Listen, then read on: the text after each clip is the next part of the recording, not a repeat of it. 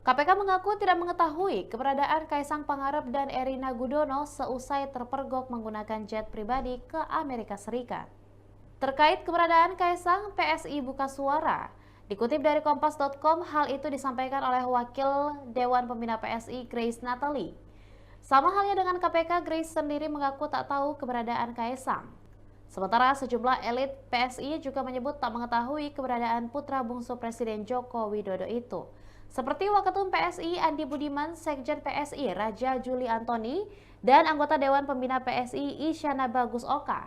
Di satu sisi, KPK mendapat berbagai desakan untuk segera menindaklanjuti dugaan gratifikasi jet pribadi Kaisang. Desakan itu disampaikan oleh peneliti Indonesia Corruption Watch atau ICW, Diki Anandia.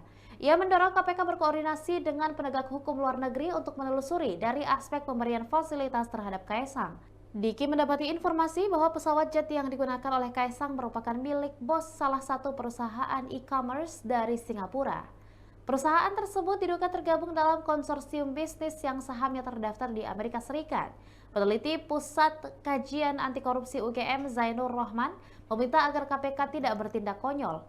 Ia pun mendesak KPK agar KPK langsung menginvestigasi, bukan sekadar meminta klarifikasi terkait dengan penggunaan jet pribadi yang diduga gratifikasi.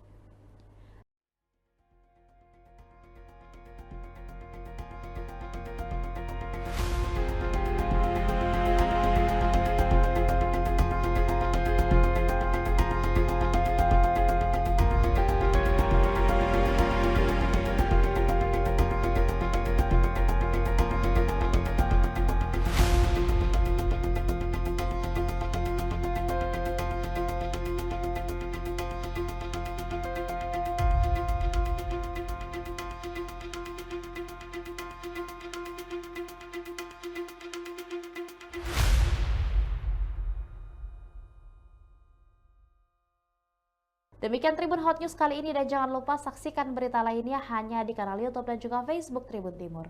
Download Tribun X sekarang, menghadirkan lokal menjadi Indonesia.